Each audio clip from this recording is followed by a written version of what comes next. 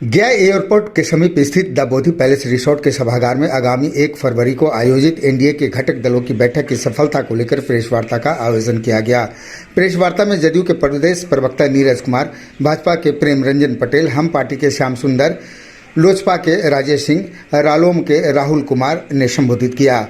इसके अलावा जदयू के जिलाध्यक्ष द्वारका प्रसाद, भाजपा के जिलाध्यक्ष प्रेम प्रकाश उर्फ चिंटू जी, विजय मांझी, हम पार्टी के जिलाध्यक्ष नारायण प्रसाद मांझी, रालोम के जिलाध्यक्ष बंटी कुशवाहा, लोजपा के जिलाध्यक्ष दिलीप सिंह, जदयू के महानगर अध्यक्ष राजू बड़वाल, कार्यालय प्रभारी कमलेश कुमार दिवाकर व अन्य नेतागण मौजूद थे। प्रेस वार्ता को संबोधित करते हुए जदयू प्रदेश प्रवक्ता ने बताया कि आगामी 2025 विधानसभा चुनाव तक अब हम सभी पांचों घटक के दल एनडीए के कार्यकर्ता के रूप में होंगे। वक्ताओं ने दावा किया कि 2025 विधानसभा चुनाव में सभी 225 सीटों पर जीत दर्ज करेंगे। उपस्थित वक्ताओं ने लालू यादव व तेजस्वी द्वारा किए गए कई घोटालों को उजागर किया।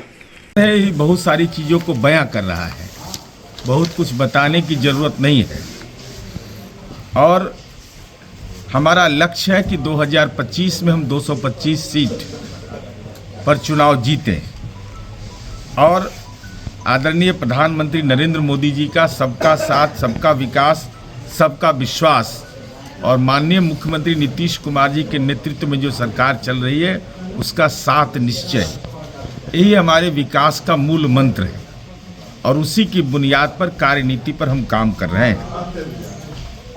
अक्सर यह बात की चर्चा होती है कि भाई डबल इंजन की सरकार का क्या औचित्य है, क्योंकि जिनको दिखाई उखाई पड़ने में यदि परेशानी होता है तो बिहारीपन का अभाव हो गया है। भाई अभी केंद्रीय बजट जो पिछली बार पेश किया गया और केंद्रीय बजट में बिहार को 58,900 करोड़ रुपए की राशि मिली। हम समझते कि आज़ाद हिंदुस्तान में इतना बड़ा राशि राज्य को कभी नहीं मिला था, 58,900 करोड़। और आप जब देखेंगे तो इसका क्रमिक विकास हुआ है, क्योंकि पूंजीगत व्यय और निवेश के मामले में देखिएगा आप कि 2020-21 में हमारा 843 करोड़ मात्र राशि मिली थी, 21-22 में 1240, 22-23 में 8455, अब और 23-24 में हमको 8,814 करोड़ रुपए की राशि मिली। तो ये हमारा लगातार क्रमिक विकास हो रहा है और यह बिहार जैसे राज्य के लिए बहुत आवश्यक जरूरी है कि बिहार में जो विकास दर है वो हमारा लगातार कायम है और औसत परफॉर्मेंस हमारा अच्छा है।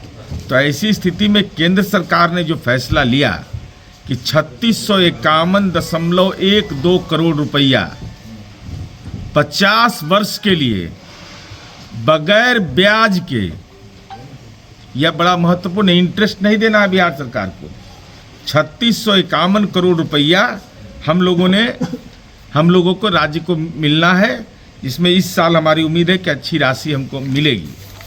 हम इन बातों की चर्चा इसलिए कर रहे हैं कि हम अपने उपलब्धियों के बुनियाद पर, हम उस पर कोई बहुत विमर्श में नहीं जा रहे हैं, लेकिन हमारा मुकाबला किससे है? हमारा मुकाबला है राष्ट्रीय जनता दल के नेतृत्व में जो गठबंधन चल रहा है।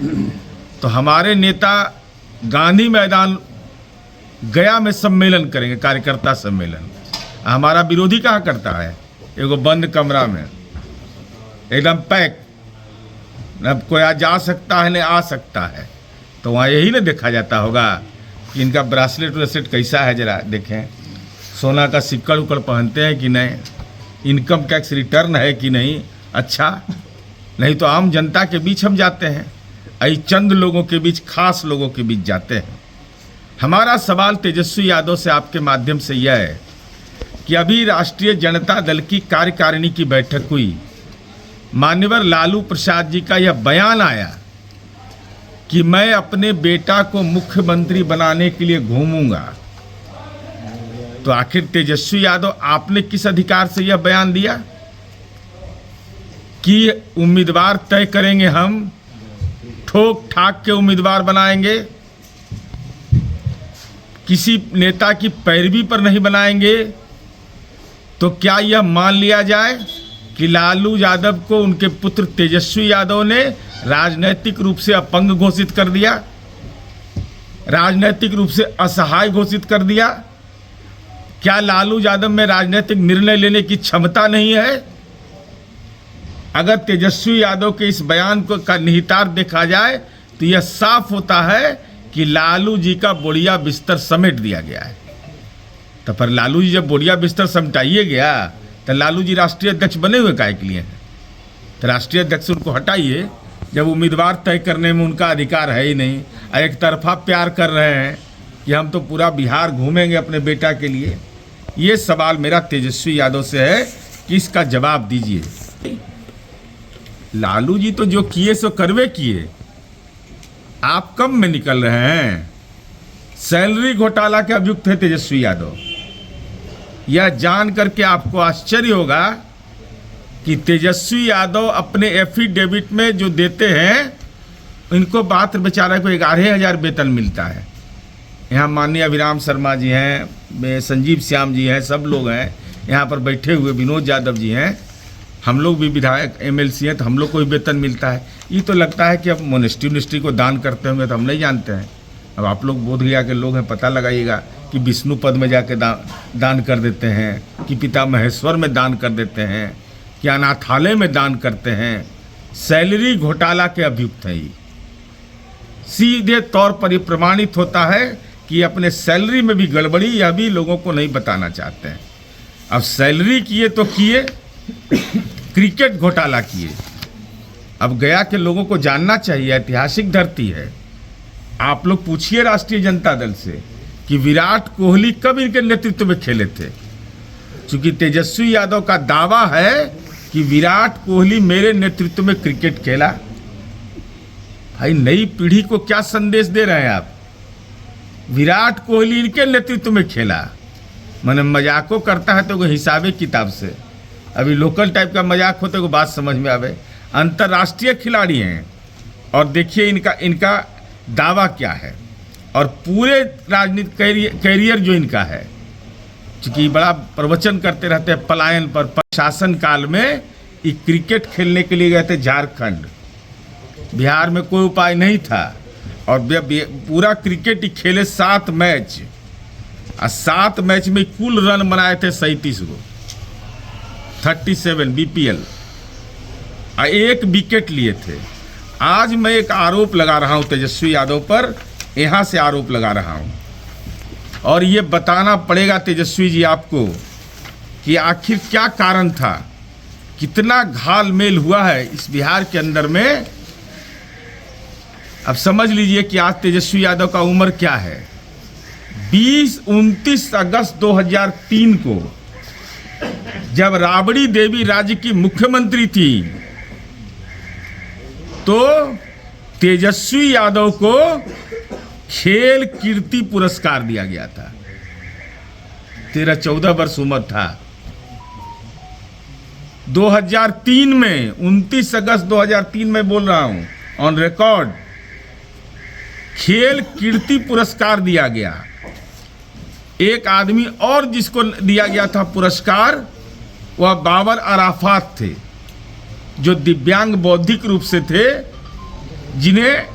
जिन्होंने आयरलैंड के पारा ओलंपिक में जून 2003 में कांस्य पदक लाया था। ये तेजस्वी यादव लोटा लेके आए थे। ये कौन पदक जीत के आए थे? जब राबड़ी देवी राज्य की मुख्यमंत्री थी, तेजस्वी यादव जी उनके बेटा थे। केवल बेटा होने के कारण तमाम नियमों को धत्ता बता करके, इसकी कोई पात्रता उनमें नहीं थी, लेकिन उनको भी खेल कीर्ति पुरस्कार दिया गया। तो पुरस्कार क्यों दिया गया, ये भी बड़ा महत्वपूर्ण है। और उसके घेरे में लालू जी आ जाते हैं। ये पुरस्कार कैसे अपने पद का दुरुपयोग करके मिलता है? वो आईपीएल में जगह मिला था तेजस्वी यादव को, चूंकि लालू जी उस समय उनके, अब क्रिकेट के तो लालू अध्यक्ष थे। उनके पिता रेल मंत्री थे और दिल्ली डेयरवेल के मालिक जीएमटी कंस्ट्रक्शन कंपनी था, वो रेलवे का ठेका देता था। इसी कारण से तेजस्वी यादव को आईपीएल में जगह मिली थी, और ज्यों ही लालू जी रेल मंत्री से हटे, इनको ही पेविलियन पकड़वा दिया। यह 1 महीने के अंदर ज्यों ही रेल मंत्री से हटे, एक कंपनी को लाभ पहुंचाया, लाभ लिया बेटा के लिए, और ज्यों ही रेल मंत्री पद से हटते हैं, तेजस्वी यादव को हटा दिया जाता है।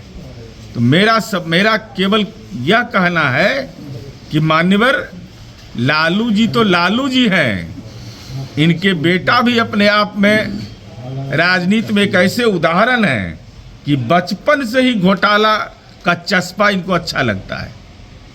क्रिकेट घोटाला, अब बहुत घोटाला नहीं बताएंगे, अभी चुनाव का समय है, अभी आने दीजिए, बहुत सारा चीज़ इनका दस्तावेज निकल रहा है। और आपके माध्यम से चाहिए बोध गया कि धरती अंतिम बात कहना यही चाहते हैं कि तेजस्वी यादव को यह बताना चाहिए कि बिहार में जब शराबबंदी लागू है, बोध गया कि यह धरती है, 46 करोड़ 34 लाख रुपया इलेक्ट्रल बॉन्ड के रूप में राष्ट्रीय जनता दल ने बंगाल की दारू कंपनियों से चुनावी चंदे के रूप में लिया। 46 करोड़ 34 लाख रुपया इलेक्ट्रल बॉन्ड के रूप में ऑन रिकॉर्ड है कंपनी का नाम। और ऐसा कंपनी है जिस कंपनी की कुल आमदनी है 13 करोड़, अब 35 करोड़ चंदे दे रहा है। ये सब बंगाले का है, ये सब बंगाल की कंपनी है। तो शराब की कंपनियों से तेजस्वी यादव का संबंध क्या है? क्या आपने शराब कंपनियों को यह आश्वस्त किया था कि बिहार में अगर हमको ताकत मिलेगी तो हम बेटियों का जीवन दुभर कर देंगे, महिलाओं के जीवन में कोलाहल पैदा कर देंगे? क्या केजरीवाल के ये पर चलना है आपको कि 2 पर 1 फ्री? हो सकता है आपके मन के अंदर मनसा हो कि केजरीवाल मॉडल हम लागू करेंगे यहाँ ला करके। इसलिए मेरा तो उपलब्धि है, और उपलब्धि पर हमको बताना नहीं है। देसी विदेशी पर्यटक जितना कहिएगा, कहीं भी देखिएगा, आज से पहले का गया, हमारे आने के पहले का गया और आज का गया। ये दोनों में अंतर के लिए जनता की अदालत में हम जाएंगे। लेकिन हम तेजस्वी यादव से जानना चाहते हैं कि चारा घोटाला से पेट नहीं भरा। 43 बीघा 12 कट्ठा 16 दूर, आज के डेट में केवल पटना में जमीन है 468 करोड़ का। आज के डेट में लालू जी के परिवार के पास, छोड़िए मुजफ्फरपुर, छोड़िए दिल्ली, छोड़िए औरंगाबाद, छोड़िए गोपालगंज, तो उससे पेट नहीं भरा। आप जब मुछ नहीं था तब आपके नाम पर जमीन। तेजस्वी यादव से पेट नहीं भरा तो तरुण यादव के नाम से जमीन। अब उससे भी नहीं मन भरा तो क्रिकेट घोटाला से नहीं मन भरा तो विराट कोहली को खिला रहे थे। उससे भी नहीं मन भरा तो अपने माँ पिता के शासनकाल में पद का दुरुपयोग कर आपके पिता ने, माने वो लोटो जीत के नहीं आए थे, इनको खेल कीर्ति पुरस्कार मिल गया। अब बौद्धिक रूप से जो दिव्यांग था वो आयरलैंड में जीत के आता है, तो आयरलैंड से तो उसको पुरस्कार मिलता है, तो बात समझ में आती है। तो तेजस्वी यादव को यह बताना चाहिए कि 2003 29 अगस्त को सबसे बड़ा खेल पुरस्कार खेल कीर्ति उनको किस आधार पर मिला, ये बिहार के खेल प्रेमियों को और बिहार के आम आवाम को बताएं।